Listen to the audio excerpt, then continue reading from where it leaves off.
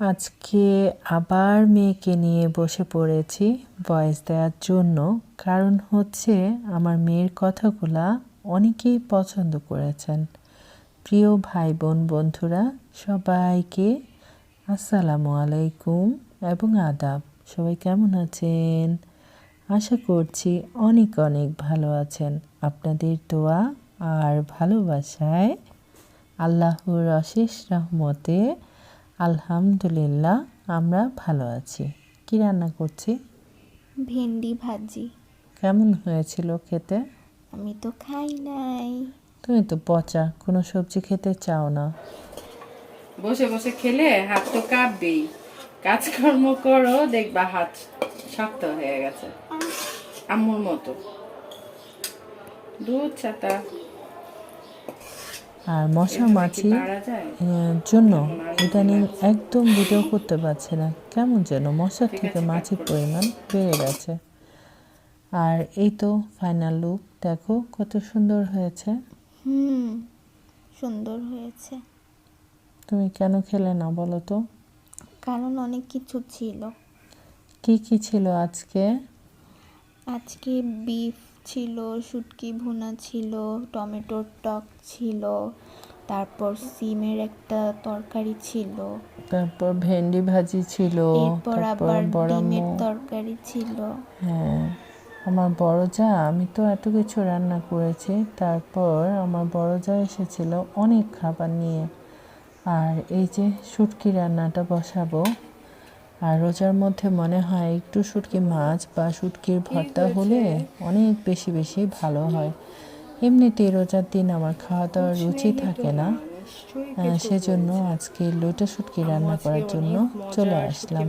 তো এই যে দেখো রান্না হচ্ছে, কি কি করছি তুমি একটু বলো। প্রথমে তেল গরম করেছি, তারপর পেঁয়াজ দিয়েছি, তারপর কি দিচ্ছি এটা দেখে দেখে একটু বলো। আর খেতে কেমন হয়েছিল সেটাই না হয় এগুলো বলো। একসাথে খুব ভালো করে ভেজে নেব।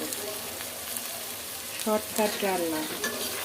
ভাজতে ভাজতে ব্রাউন কালার করে ফেলবো। তারপর কি করছি সেটা দেখার জন্য থাকেন আমার সাথে। শুটকি আর পেঁয়াজ ভাজাভুজি করতে করতে অনেকটাই নরম হয়ে গেছে। এখন অল্প করে একটু আদা রসুন বাটা দিব। আমি সব তরকারিতে অল্প অল্প করে আদা রসুন বাটা খাই। আর না দিলে আমার কাছে কেমন যেন ভালো লাগে না। খেয়ে অভ্যাস তো, সেই জন্য। এখন আবার আদা রসুনটা ভালো করে ভেজে নেব। খুব অল্প আঁচে রেখে রেখে এগুলা ভেজে নিলাম আর কি।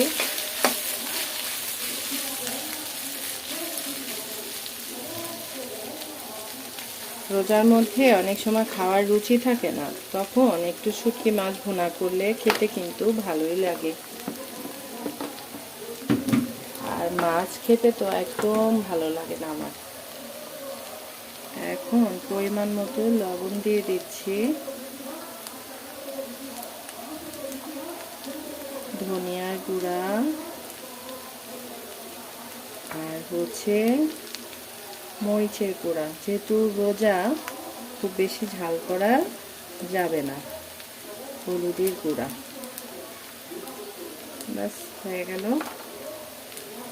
শুটকি মাছ রান্নায় খুব বেশি মশলার প্রয়োজন হয় না। অনেকে দেখি শুটকি মাছ রান্নায় তেজপাতা দেয়, আবার জিরার গুঁড়া এগুলো দেয়। আমি এসব দিই না। খুব হালকা করে রান্না করার চেষ্টা করি যেন শুটকির ফ্লেভারটা অটুট থাকে। এখন এগুলো নেড়ে চেড়ে মশলা ভালো করে কষায় নেব, ভাজা ভাজা করে নেব। তারপর পরিমাণ মতো পানি দিয়ে রান্না করে নেব। নামানোর আগে কয়েকটা কাঁচামরিচ দিয়ে দিব সুন্দর ফ্লেভারের জন্য।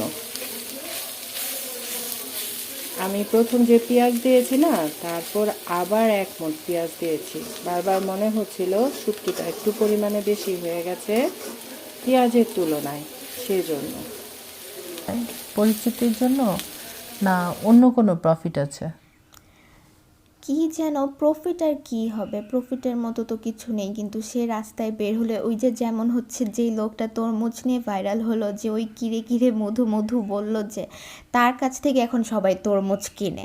এখন আবার মজার বিষয় হচ্ছে তার চারপাশে যে তরমুজ আঙ্কেলগুলো আছে, সেই আঙ্কেলগুলোর হচ্ছে অভিযোগ যে সবাই এসে তাকে ভাইরাল করেছে, এখন সবাই তার সাথে এসে ছবি তুলে, অনেক ভিড় হয়, তাদের তরমুজ কেনা হয় না, কিন্তু ওই যে আঙ্কেল ভাইরাল হয়েছে তার তরমুজ হচ্ছে কেনা হচ্ছে।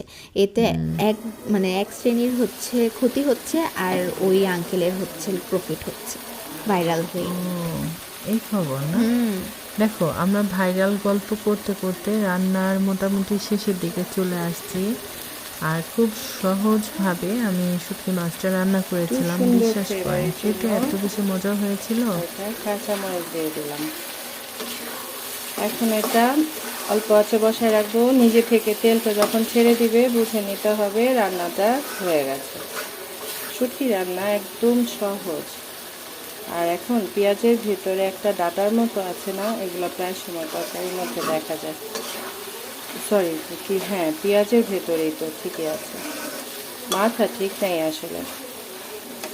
আর কি যেন বলে, আমি তো বলতে পারলাম না, তুমি গতকালকে তুমি যে ভয়েস দিয়েছিলাম রান্নাটা আমার কিন্তু সাথে একদম টুকটাক, হয়ে গেছে। সেটা এখন এটা অনেক সার্ভ আঙ্কেল করে নেব। আন্টি তেলটা অনেক একদম সুন্দর ছেড়ে সুন্দর দিয়েছে। কমেন্ট করেছে। আঙ্কেল কি আন্টিদেরকে সুন্দর থ্যাঙ্কস হয়েছে বলে দাও। দেখতে, একদম লাল টুকটুকে হয়ে ধন্যবাদ গেছে। আমার ভয়েস শুনে সবাই সুন্দর একটু সার্ভ বলেছে করে এই নেই, জন্য। পছন্দ করেছে। ওই তো পছন্দ করেছে, সুন্দর ভেবেছে সেটার জন্য। হ্যাঁ, সেটাই। আর এই তো শুটকি রান্না হয়ে গেছে। আমি সার্ভ করার জন্য একটা প্যালা নিয়ে নিয়েছি। এটার মধ্যে ঢাকনা আছে, সে কারণে এটার মধ্যে রাখছি। শুটকি মাছটা কয়েকদিন, মানে 2-3 দিন রেখে খাওয়ার ইচ্ছা আছে। আর অনেক কিছুই রান্না রয়ে গেছে। আসল কথা, অনেক কিছু রান্না রয়ে গেছে বলতে, আমি ভেন্ডি ভাজি করলাম, তারপর টমেটোর টক রান্না ছিল গতকালকেই তো দেখিয়েছিলাম। তারপর হচ্ছে শিমের তরকারি 1 কড়াই রান্না করেছি, সেগুলো রয়ে গেছে। তারপর আমার বড় যা ডিম ভুনা করে নিয়ে আসছে, 2 ধরনের ভর্তা এনেছে। তারপর খুদের ভাত না ঠিক, ভাতের চাল দিয়ে খুদের ভাতের মতো করে বউয়া রান্না করে নিয়ে আসছে।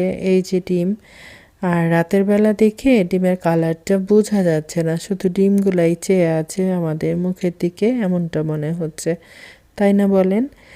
আর প্রিয় ভাই বোন বন্ধুরা যারা আমাকে দেখছেন বা শুনছেন, সবার কাছে বিনীত অনুরোধ থাকবে, সবাই একটা লাইক করবেন, কষ্ট করে একটু ফুল ওয়াচ করে দেবেন। আমার শরীর স্বাস্থ্য মন কিছুই ভালো লাগে না, আর ইউটিউবে কাজ করতে ইচ্ছা করে না। কিন্তু ওই যে মায়া বলে একটা বিষয় আছে না, মায়া তো দুনিয়াটাকে ধ্বংস করে দেয়। বিষয়টা হচ্ছে এমন, তো মায়ার কারণে আমি আর কাজটা ছাড়তে পারছি না। ছোট ছোট করে ভিডিও রেখে আবার আপনাদের সাথে শেয়ার করি। আলুর চপ বানানোর জন্য এখানে আলু সিদ্ধ দিয়েছি, আবার মেয়ে বলছিল আমাকে ফ্রেঞ্চ ফ্রাই ভেজে খাবো, আমার জন্য 2টা আলু কেটে দিও। রাখলাম, ধুয়ে রেখেছি। তুমি কিভাবে কি করবা এটা করে নিও, কেমন? আম্মু একটু ছাদে যাই, কাপড় চোপড় উল্টে দিয়ে গোসলে যাই। আমাকে একটু রসুন কুচি এখন? আরে এখন না, একটু পরে নামাজ কালাম শেষ করে আসি, অনেকটা বেলা হয়ে গেছে বাবু। পুরো একটা রসুন কুচি। আচ্ছা ঠিক আছে, করে দেবো না। রান্নাঘরের কাজকর্ম শেষ করে চলে আসলাম একটু ছাদের ওপর কাপড় চোপড় উল্টে দেওয়ার জন্য।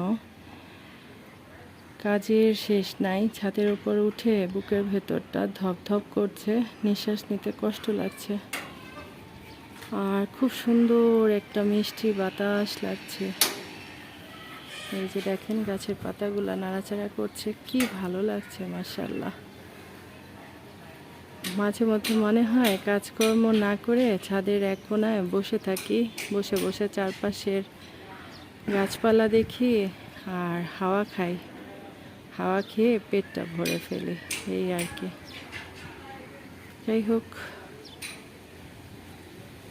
এই একটা পাপোশ ধোয়া হয়েছে, তো শুকায় নেই। এই বাতাস, এই রে সেরেছে, কি বাতাস, কি বাতাস, ইয়া আল্লাহ। পাপোশটা অনেক ময়লা হয়ে গেছিল। হাসিনা, সরি, আমার হেল্পিং হ্যান্ড 2 দিন পর পর তো দেশে চলে যায়।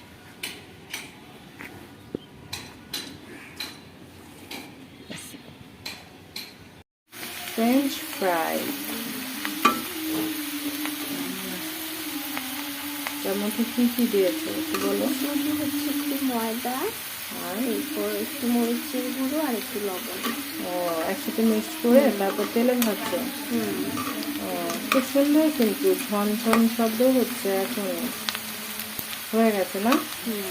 আচ্ছা, তাহলে এটা উঠায় নাও, তারপর আমি ভাজা পোড়া করা শুরু করে দিই। এই সসটা আমার মেয়ে বানিয়েছে, রসুন আর কি যেন বলে, শুকনো মরিচ আর তেল। আর কিছু দাও নাই বাবু? লবণ বা হ্যাঁ, না না, ও লবণ। ওরে বাবা, অনেক কিছু দিয়েছে। সয়া সস, তারপর টমেটো সস, চিনি, তারপর হচ্ছে লবণ, রসুন, মরিচের গুঁড়ো, তেল। আরে বাবা, অনেক কিছু। তা আমি তো জানি না, সে বানালো যে দেখতে অনেক বেশি সুন্দর হয়েছে, সে কারণে আবার একটু শেয়ার করলাম। এটা দিয়ে নাকি অনেক কিছু খেতে অনেক বেশি মজা। আচ্ছা আচ্ছা, চলো আসো। আর না, তোমার ফ্রেঞ্চ ফ্রাই এখানে নিয়ে আসো, ওখানে। একদিকে হচ্ছে দুপুরের রান্না বান্না, তারপর আবার ইফতার আয়োজন, তারপর ডিম আনা হয়েছিল, সেটার মধ্যে ট্রিক্স দিয়ে প্রায় 1 থেকে 1.5 ঘন্টা ভিজাই রেখেছিলাম। ডিম যদি পরিষ্কার পরিচ্ছন্ন না থাকে, ফ্রিজটাই নোংরা নোংরা লাগে আর কেমন যেন একটা অস্বস্তি ফিল হয়, তাই না বলেন? সেই জন্য আবার ঘষা মাজা করে ডিমগুলা ধুয়ে নিচ্ছি। তারপর আমি বসে বসে ভাবছি যে কি যুগ আসলো যে দেখতে হচ্ছে ডিম এভাবে ট্রিক্স দিয়ে ধুয়ে রাখতে হচ্ছে। আর আগে হচ্ছে ডিম নিয়েই হচ্ছে সবাই ফ্রিজে রেখে দিত, আর এখন হচ্ছে আবার এগুলো মুছে মানে ধোয়া মোছা করে এরপরে ফ্রিজে রাখতে হয়। আবার কি শুনেছি জানো, প্লাস্টিক ডিমও বের হয়েছে। এটা তো অনেক আগে থেকেই জানি, এটা চাইনিজরা সম্ভবত বের করেছে, তাই না? প্লাস্টিক ভাত, ডিম, কত কিছু এই যে যে বের ডিমগুলো হয়েছে। এখন ফ্রেশ হয়ে গেছে, আমার মাইন্ডটাও ফ্রেশ হয়ে গেছে, আর ডিম খাওয়ার রুচিটাও বেড়ে যাবে, তাই না মা? তো এই তো আমাদের মা মেয়ে টুকটাক গল্প কেমন লাগলো জানাবেন। ভালো থাকবেন, সুস্থ থাকবেন। আল্লাহ হাফেজ, আসসালামু আলাইকুম।